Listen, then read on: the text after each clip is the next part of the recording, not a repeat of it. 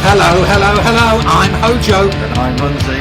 Welcome to this, the 18th episode of HoJo and Hunnsy's Hard Rock House, the safe space for old rock gumbies just like us. Whereas Alice Cooper so rightly said in the song I'm 18, I've got a baby's brain and an old man's heart. Took 18 episodes to get this far. Well, he didn't say episodes, he said years. But you know what I'm saying.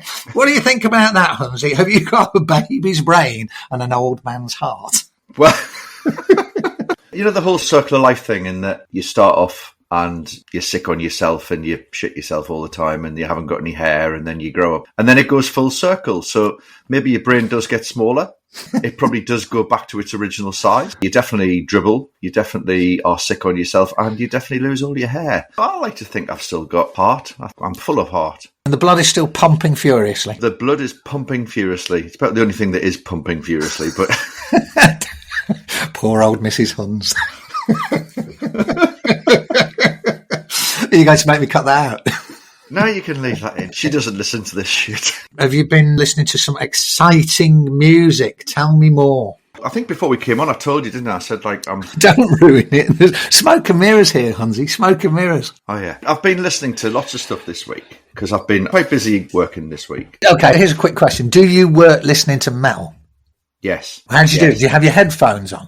I get told to put my headphones on from my wife who works upstairs in the office. Yeah, that would happen, wouldn't it? And when she's working and she's got the door open to the office, she can hear it from downstairs. She's not happy? No. I tend to get a text message. It makes it sound like I'm in an enormous house. I'm not. So she sends me a text message going, can you either put your headphones on or turn it off? Yeah, or leave me. Yeah, she hasn't said that yet. Yeah, I've been listening to quite a lot of stuff this week because I've been hard at it. Oh, do you find you get distracted, though, listening to music? I find it's quite difficult now. I used to be able to do it all the time. Back in the days when I was working on the rock papers, it was easy. You'd be in the Kerrang office and it would be at absolutely blow the roof off volume. When you're in an office and there's music on, there's always someone who's got control of the music. They'll decide what's been listening to that day. What was the Kerrang office rule of thumb in terms of who got to listen to what? Was it generally like this new album's come in, we have to listen to it? Or was it free for all? I'm going to put whatever I like on. How did it work? Funnily enough, it wasn't really the Wild West in terms of who was on the Death Deck. It was called the Death Deck, christened by Crusher, obviously Crusher, the designer of Kerrang. It was called the Death Deck. What's on the Death Deck? And as far as I remember, it was actually quite civilised. I think people were quite respectful of other people's tastes and desires. Of course, when new albums came in, that was a thing. So everyone go, the new Motley album's coming in. We must put it on. Everybody went for lunch. I was dissenting quietly. Most people wanted to hear the new Motley Crue album. I didn't. It was generally quite civilised. So if people wanted to hear new records, that was a thing. And then if there was a downtime, Jeff would put some Kiss on or some Angel, Jeff Barton, who was the editor. So I suppose you'd defer to him because he was the boss. But generally, it was quite egalitarian. Knowing what I know about journalists of the time, knowing what their musical tastes were, yeah, I've got this wonderful vision of Paul Elliott coming in going, right, we're having a Journey day or a Rush day or something. And then someone like Dante going, no, we're not listening to that shit. We're going to listen to... Anyway, what I've been listening to. I've been listening to lots of different stuff. I've got to admit, HoJo, I'm in a bit of a quandary. Do you want me to tell you what I have been listening to and then tell you what I've chosen and why I've chosen it? I'm the adjudicator today and I'm going to allow it. One album I was listening to this week was Accept's Breaker album. Yeah. I bought Breaker. I actually paid money for Breaker. Did you? Is that because going back to our intro pod where you got your gig working at Sounds by telling them you were an expert in European heavy metal? Yeah. Did you buy it because you went, right, I need to be an expert in this band, so I need to learn everything about them? I think there's a bit of that. What year was Breaker? 81, I think 81, it was, wasn't it? Yeah, there you go. So 81, I hadn't really got my break by then. I was still producing my fanzine and trying to convince people that I should be the next generation of rock journalists. I didn't get free records. It was as simple as that. And I was genuinely into it. I wanted to know what these bands sounded like. Do you know what I used to do? I can't remember if I mentioned this before. I used to always get me dinner money off my mum. Do you remember as you got dinner money? You got a couple of quid for your dinner and all. What you did was, because you loved the metal, you just starved yourself, didn't have any dinner, and put it into the fund to buy albums. You wouldn't eat anything at lunchtime throughout the week, but at least after 2 weeks you could go and buy Angels Live Without a Net or Breaker by Accept or whatever it was. And you thought it was a good deal. That's pretty much what I spent all my dinner on. Never told me mum, obviously. No, obviously she got a bit alarmed when you started dropping weight. What, John weight? You're looking very thin these days. So Accept's Breaker was one that you sacrificed food for. Yeah. All in the name of Mel. So what did you think of that record? Loved it. The woman with the barbed wire going through her ears was funny on the cover. Yeah, it's an interesting record, isn't it? Oh, God, we're actually talking about it, aren't we? Yeah. I thought you were going to tell me all the albums you've been listening to. No. We're already into it. Have you already plumped, or are you going to talk about anything else? I'm just going to talk about Accept's Breaker. Right, let's do it. Accept's Breaker. That's your choice this week. It wasn't their first album. Third, wasn't it? The first one had a very sexy woman wearing a pencil skirt and holding a chainsaw. Do you remember? Yeah, didn't she have? She had a beret on. I always looked at it and went, she's part of the French Resistance. Yeah, well, I'll tell you what, I wasn't going to resist her. No way.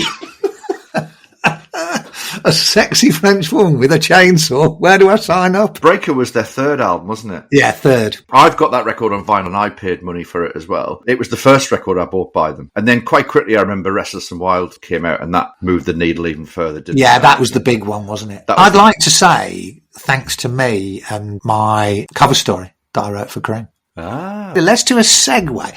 When we get to that point where it's tell us a story, HoJo, I'm going to tell you about my trip to meet Accept for the first time. Is that where you had that photo session in a disused car park? No, it's not a disused car park. It was a train depot where all the buffers are. Was it in Germany? It was in Solingen, where they're from. Anyway, we'll talk about that later because that's a good story. But let's get back to Breaker. Come on. It sort of jumps around. 1 minute it's skull-crushing heavy metal. Then it's very Priest. You can't deny that they were influenced by Priest. Very much so, yeah. Twin Guitar Attack, copyright. And the Studs, copyright. And a lot of the songs had that 70s Priest sound. But then I was listening to it. Yeah, the track called Burning. Burning? Go back and listen to it. I've done 5 songs of Priest mixed with skull-crushing heavy metal. Mixed with proto-thrash. Proto-thrash, yeah. But still quite melodic in parts as well. Udo Dirkschneider has never been called melodic. No. He'll hate you for that. If you can get over the screeching vocal. Nuts in the hi-hat, as we used to say on Kerrang. What's the best example of nuts in the hi-hat? Well, it's always Rob Alford doing that. That one. You're aware of a Nwaben band called Blitzkrieg? Yeah, I don't know their music. I think it was the track Blitzkrieg. Blitzkrieg by Blitzkrieg. Mm-hmm. Go back and listen to it. Can't remember whether it was Paul Elliott, but it was like the opening scream on Blitzkrieg's Blitzkrieg. Sounded like someone had come home and realised their house had been burgled. I remember that, yeah. It was very good. But yeah, getting back to the album. So Burning, it's like a Quo song. Oh, very bizarre. Clearly I thought it was a cover, but no, it wasn't. All tracks written by Accept? I think it's a really good bridging album between their first two and then the Restless and Wild album, which had better production. They upped their game in Restless and Wild, not just in terms of production, but in terms of songwriting. You do know, though, that they say that Breaker was the album where they went, we are going to make the music we want to make and fuck everybody else. Because the previous album, have you ever heard it's called I'm a Rebel? Yeah. And it's like glam rock, isn't it? Really? Yeah, it is. It's very... It's like the Sweets. Yeah, try the title. I'm a rebel. Yeah. Rebel. Yeah. Don't you just know it? It's really the glam rock and poppy, isn't it? Yeah, exactly. And then all of a sudden, I think it didn't do very well for them. And they went, oh, fuck this. We're just going to make the music we want to make. And it very much went towards the proper serious metal. Yeah. I remember at the time, I thought it was fantastic. This is the most extreme rock band I know of. To be fair, 1981 pre-thrash, it probably was the most extreme thing I'd ever heard. Yeah. In amongst all my Iron Maidens, Priests, Accept just stood out as an extreme record. I was like, okay, this is different. I guess it was not an inspiration for thrash albums, but... Oh, I think it was. Yeah. I totally think it was. I think Accept had a big influence on what would come 2 years later with the American thrash scene. You know what we haven't done, though? We have to talk about one particular track, don't we? Last track, side one. Oh, Son of a Bitch. Yeah, do you remember it? Yeah. Well, I bet you didn't want your mum to hear you playing that one, did you? No. I definitely put my headphones on, listened to that when my wife was upstairs. Yeah, I like the fact that in the description of it on Wikipedia, it says, much of the album is angry and defiant in tone, especially the profanity-laced son of a bitch. Do you remember the lyrics? No, remind me. Son of a bitch, kiss my ass. Yeah. Son of a bitch, you asshole. That was the chorus. And also there was one bit just before the guitar solo. Yeah. Cocksucking motherfucker, I was right. Take that. And then there's the sound of someone plunging a knife into someone's stomach and someone going, "Woo!" There you go. So accept Breaker album. If you're not aware of it, go and listen to it. Is it a piece that's good for its time, or is it still a good record today? When I was listening to it, I was thinking, yep, this still stands up. What have you been listening to, Matt? You thought you were going strictly old school in 1981, but I've beaten you. I've gone back even further, my friend, back to 1975. Wow, okay. Now, if I say to you, the album I've been listening to was by a guitarist who never achieved his potential for reason of excessive drug intake followed by death. Ooh, do you know who I'm talking about? Well, the death bit's thrown me. If you just ended it on never realised his potential... Who would you have gone for? C.C. DeVille from Poison.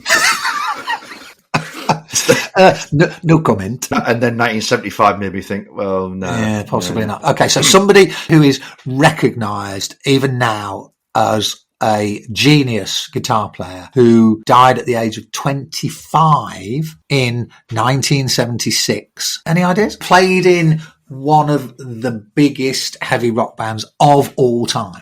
Okay, this is a guess. I'm going to go Tommy Bolin. He's got it. Hunnsy, you've smashed it. Tommy Bolin. And the album's called Teaser. It was his first solo album. Do you know this record? Not massively, no. I remember I had a mate who was a big Tommy Bolin fan. I always loved the sleeve. Yeah, it looks really cool on the cover, doesn't it? I was never a massive Tommy Bolin fan when I was young. When I was writing on Kerrang all those years ago, I think it was a bit too technical, a little bit too varied. Perhaps a lot of those rock bands from the 70s, your Zeppelins, your Purples, etc., they didn't grow up listening to heavy rock music. They grew up listening to blues music, to soul, to R&B, all that kind of stuff, because they were the ones who invented the overdriven guitar sound of rock. I think when they were making their music, the stuff that they listened to was being filtered and percolated through the overdriven amps that were the new technology of the time. But it meant that it wasn't the same way of making rock music because it had just come from a different place. Yeah. And so those guys were more interested, I think, in making varied records that were at their core played quite hard through big amps and all the rest of it, but actually had an awful lot of different types of music within the grooves. And I think that changed as rock became a bit more formulaic and a bit more driven by what radio wanted, what MTV wanted, etc. Experimentation was very much the thing. And much more acceptable in terms of the commercial potential of it, because people had ears that were open to listening to bands that sounded different from each other. Anyway, Tommy Bolin, I hadn't really paid much attention to him. And then through work, through Rock Candy magazine, we were talking about Teaser and I went back and listened to it and I've just become obsessed. I've listened to nothing else this week. It's a brilliant record, really varied. It's not all in the one register. There's a reggae tinged track called People People. There are a couple of instrumentals. One's called Homeward Strut. What's the song Marching Powder about?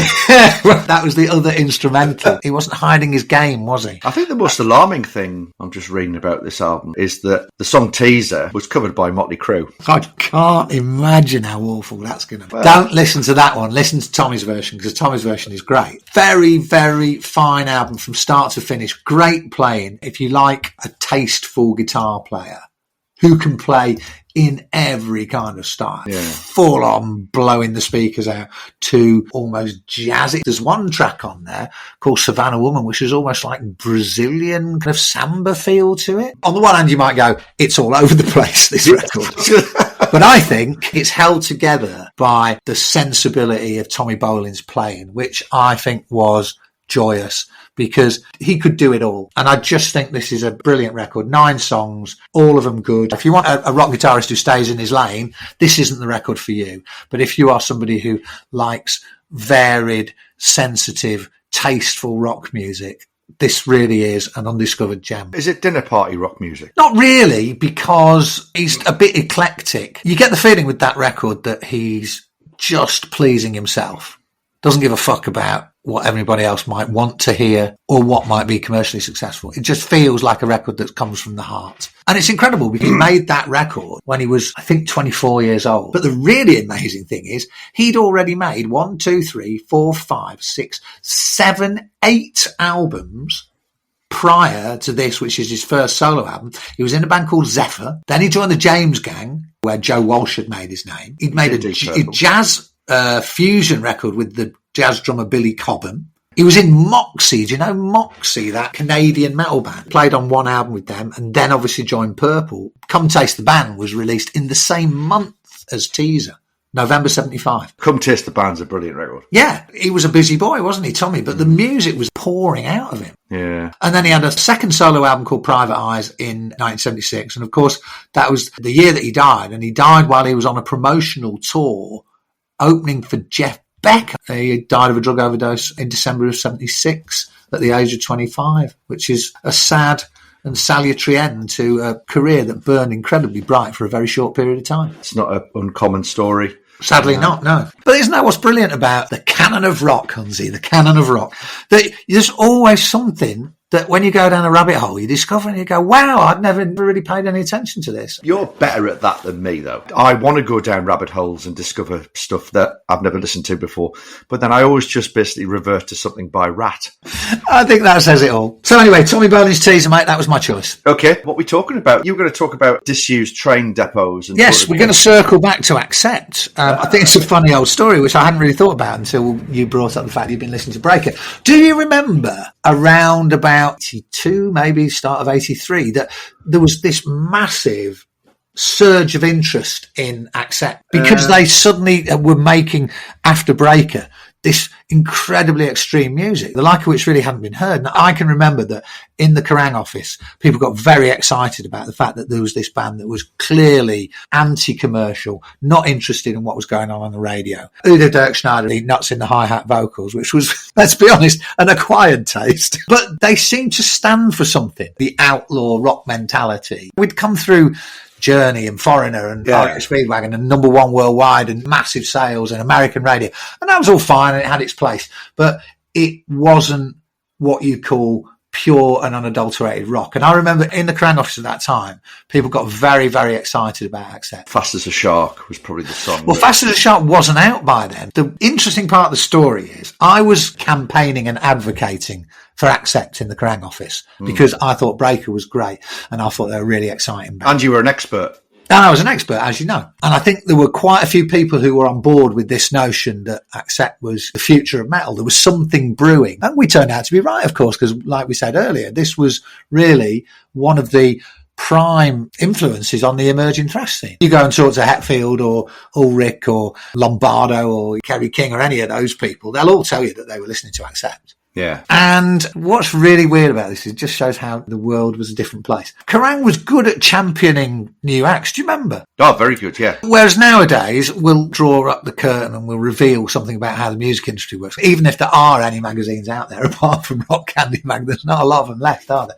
No. But clearly, your decisions about cover stars are predicated very much on who's going to sell you some fucking copies, because that's the only way that the magazine survives. But back in the day, we were in that invidious position where Kerrang was the Bible of metal in the UK. And it meant that people bought it no matter what, didn't they? You didn't worry about what was in it. You'll have done this because you'll have bought it. You just went, I buy Kerrang because I buy Kerrang, and that's that. You didn't really look at the front cover. You just bought it. You went, oh, that's different from the one that was out last week. So I'm yeah, buy exactly. It. When you look back on it, that was an amazingly powerful place to be as an editorial group. Yeah. Because you could do whatever the fuck you wanted. It didn't really affect sales much either way because the fan base was so hardcore. And I think it was great. Jeff Barton, who was the editor at the time, was keen on giving an opportunity to bands that we considered worthy. And so you'd get, obviously, amongst the Sabbaths and the Motleys and Journeys or whoever, but every 4 issues or 5 issues or something like that, we'd take a chance on somebody who was completely unknown. Like Malice. Yeah, sometimes it worked. Not Malice or Baby Tuku. But I don't think we went too far with Accept. So anyway, I'd canvassed opinion. Everybody liked that record. They were signed to a German label called Brain, I think, at the time. I don't think they even had a UK deal. Wow. So Jeff basically went, yeah, let's go for it. He always used to use the word blinder. When he was keen on something, you go, Jeff, we really think we should go and interview, accept for the cover. And he'd go, blinder, with the thumbs up, double thumbs up. If he said blinder, you knew you were in. You're onto a good thing. But the weird thing was, because they didn't have a record deal, we somehow managed to get hold of them. Maybe it was the lovely Janice, Kerrang's secretary. Was she Kerrang's Miss Moneypenny? Yes, very much so. All right, okay. Maybe Janice organised it. We somehow managed to track them down. But because they didn't have any record company, they had no budget for promo or anything like that.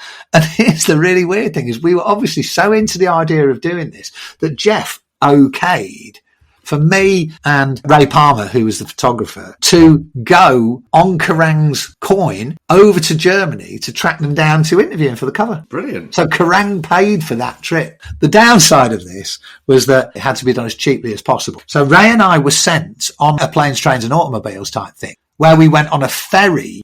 Was it to Holland? I think it might have been to the Hook of Holland or even to Belgium or somewhere, Ostend.